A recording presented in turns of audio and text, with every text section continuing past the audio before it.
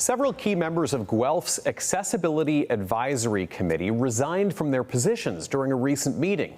They say it comes after years of not being heard or having a say in the decisions that impact the disabled community. Let's go to CTV's Spencer Turcott, who's been following this story for us, joining us live now with more. And Spencer, you've had a chance to speak with some of those involved. Well, what it boils down to is the members who resigned feel their roles were performative. They say sitting on the committee was doing no good if their opinions or experiences aren't being used to better the city.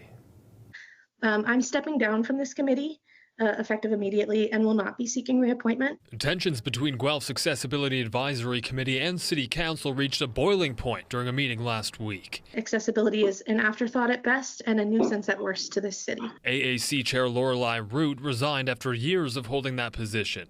It wasn't just her who seems to have had enough. It is getting exhausting for the amount of work that we're putting in just to have it disregarded.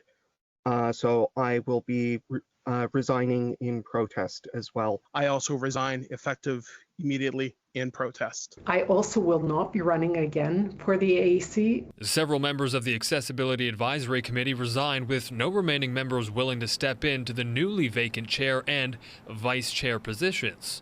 I'm not seeing any hands for that.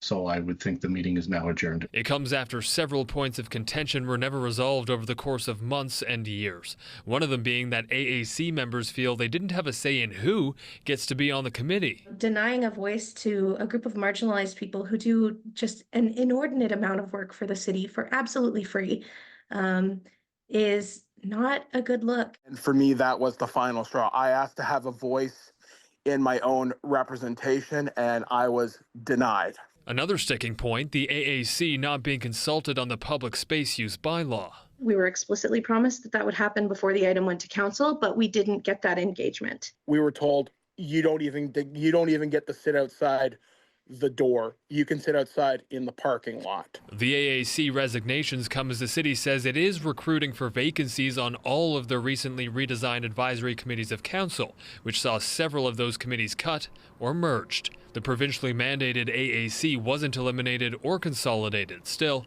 some members felt it was time to move on. It was very validating to know that other people were feeling the same way, but it's also just incredibly disappointing and heartbreaking. An emailed statement to CTV News from General Manager of City Clerks Dylan McMahon says in part, in the interim, the remaining AAC members continue to fulfill the statutory requirements of the committee under the Accessible for Ontarians with Disabilities Act. So while any legal requirements may be satisfied, many members were not.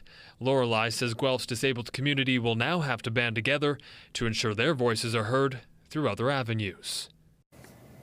And the deadline to apply to the Accessibility Advisory Committee was yesterday. New members for all advisory committees will then be appointed by council in the coming weeks.